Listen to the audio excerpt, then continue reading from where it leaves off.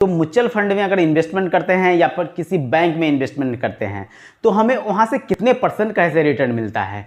क्या हम अगर इन्वेस्टमेंट करते हैं बैंक में तो हमारे लिए सही रहेगा, या फिर किसी स्कीम में इन्वेस्टमेंट करते हैं तो हमारे लिए सही रहेगा, या फिर हम म्यूचुअल फंड में इन्वेस्टमेंट करते हैं वो फिर सही रहेगा। तो चलिए हम बोर्ड पे चलते हैं और समझते हैं एक छोटे से स्मॉल वीडियो के माध्यम से कि हम कहाँ इन्वेस्टमेंट करेंगे तो हमें इनडायरेक्टली और डायरेक्टली कहाँ प्रॉफिट ही होना है। अगर हम कहीं इन्वेस्टमेंट करते हैं बिना सोचे समझे तो हो सकता है कि हमें फ्यूचर में, अभी तो नहीं समझ में आए, बट फ्यूचर में हमें लॉस का सामना करना पड़ेगा। तो चलिए हम समझते हैं बोर्ड पे कितने % का रिटर्न हमें कहाँ पे मिल रहा है और हमें क्यों इन्वेस्टमेंट नहीं करना चाहिए म्यूचुअल फंड में या फिर बैंक में। गाइज, जैसा कि यहाँ पे आप देख रहे हैं टॉपिक है how much return in 1 year और 2 year in SIP mutual fund और बैंक रिटर्न वर्सेस यहाँ पे मैं दिखा रहा हूँ म्यूचुअल फंड। ठीक है, आप यहाँ पे दोनों का कंपैरिजन देख रहे हैं। गाइज, सबसे बड़ी बात यह है कि अगर आप इन्वेस्टमेंट करते हैं बैंक में तो आपको कितने % का रिटर्न मिलता है ये देखना होता है। अगर आप बैंक में इन्वेस्टमेंट करते हैं तो 8% का मैक्सिमम रिटर्न मिलता है, चाहे आप ऐसे फिक्स डिपॉजिट में इन्वेस्टमेंट करते हैं या फिर रेकरिंग डिपॉजिट में इन्वेस्टमेंट करते हैं, इंश्योरेंस में इन्वेस्टमेंट करते हैं या फिर ऐसा आप अदर बैंक स्कीम में इन्वेस्टमेंट करते हैं। सपोज दैट आप फिक्स डिपॉजिट में इन्वेस्टमेंट करते हैं तो 7 से 8% तक का ऐसे रिटर्न मिल जाता है। एज वाइज डिपेंड करता है कि सीनियर सिटीजन है या फिर इसे नॉर्मल डिपॉजिट है। रेकरिंग डिपॉजिट में इन्वेस्टमेंट करते हैं तो कहा नहीं जा सकता है कि हमें 6% का इंटरेस्टेड है वहाँ पे या 7% का, 8% का, वो हमेशा फ्लक्चुएट होते रहता है।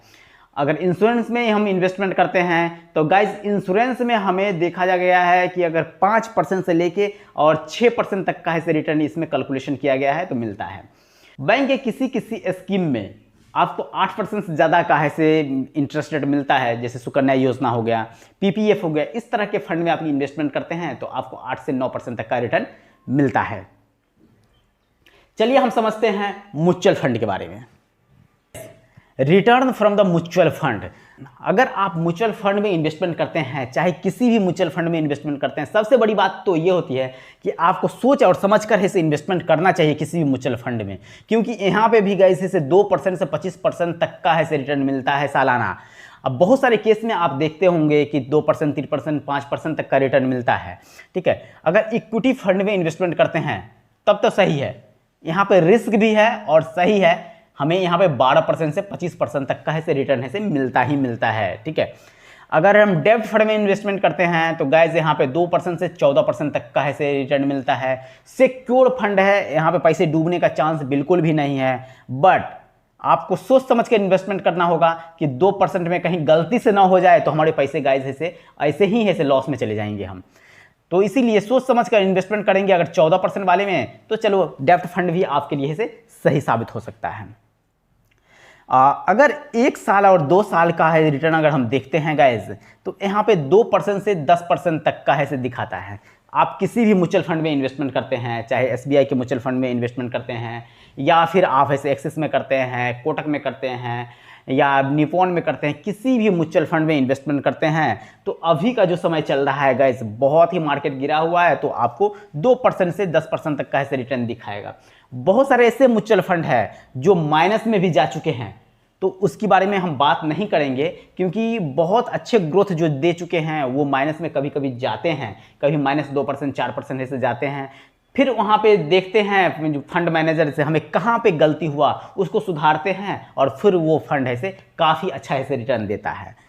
तो अगर हम बात करते हैं एक साल से 2 साल के लिए तो यहाँ पे आप देख रहे हैं 2% से 10% तक का रिटर्न देता है। बट गाइस अगर हम बैंक में इन्वेस्टमेंट करते हैं या फिर शॉर्ट टाइम के लिए इन्वेस्टमेंट करते हैं तो यहाँ पे देख रहे हैं महंगाई दर 6% से 7% हर साल बढ़ता है। 6% से 7% कहने का मतलब है कि अगर हम बैंक में इन्वेस्टमेंट करते हैं तो गाइज यहाँ पे हमें कितने % का प्रॉफिट होगा आप सोच सकते हैं। तो अगर 6% भी अगर हम समझ ले, मिनिमम 6% भी हमें महंगाई दर बढ़ता है तो गाइज हमें यहाँ पे 2% का प्रॉफिट होगा। तो क्या बैंक में 2% सालाना अगर आप इन्वेस्टमेंट करते हैं तो क्या आपके लिए सफिशिएंट रहेगा? अगर सफिशिएंट रहेगा तो आप गाइस जैसे फिक्स डिपॉजिट में इन्वेस्टमेंट कर सकते हैं, बेफिक्र रेकरिंग में डिपॉजिट कर सकते हैं। इंश्योरेंस में करेंगे तो 5.5% 6% LIC देती है, आप यहाँ पे इन्वेस्टमेंट कर आप अच्छे खासे रिटर्न है से 5.5% 6% कमा सकते हैं। आपका इंश्योरेंस भी होता है, लाइफ कवर भी होता है, सिर्फ यही एक मेन पॉइंट है इंश्योरेंस के साथ, और दूसरा कोई भी प्लस पॉइंट नहीं है।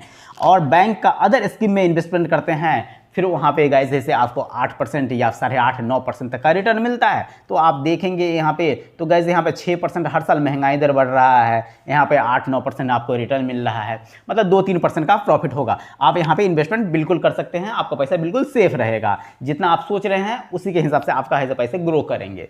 चलिए हम म्यूचुअल फंड में एक बार और ऐसे नज़र डालते हैं।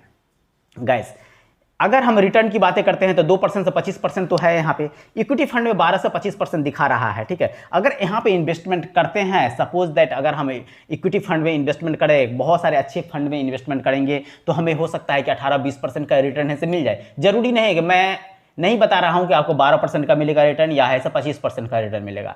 सपोज दैट हमें 18-20% का अगर रिटर्न मिलता है तो यहाँ पे 6% के हिसाब से अगर हमारा महंगाई दर भी बढ़ता है तो हमें प्रॉफिट ही प्रॉफिट होगा गाइज 12% तक का, ठीक है। डेब्ट फंड में भी इन्वेस्टमेंट करते हैं, अच्छे फंड मिल जाएंगे, 14% तक का रिटर्न अगर मिलता है, 6% के बाद आपको गाइज यहाँ पे 8% तक का रिटर्न मिल जाएगा। तो ये फंड आपके लिए बिल्कुल सेफ है। अगर 1 साल 2 साल के लिए इन्वेस्टमेंट करते हैं आप यहाँ पे, तो 1 साल 2 साल में क्या होता है ना कि आप ऐसे 2% से 10% तक का रिटर्न मिल रहा है, हो सकता है कि माइनस में भी ये रिटर्न ऐसे जा सके 1 साल में, तो आपको कोई फायदा नहीं होने वाला है, क्योंकि माइनस में तो आपका ऐसे रिटर्न चला गया और यहाँ पे ये 6% है से महंगाई दर भी बढ़ेगा। सपोज दैट 5% माइनस में चला गया और 6% ये बढ़ा, तो आप 11% उस साल अपने पैसे पे नुकसान हो चुका है आपके पैसे पे। तो इस तरह से अगर आप इन्वेस्टमेंट करते हैं तो आपको काफ़ी ज़्यादा ऐसे नुकसान हो जाता है।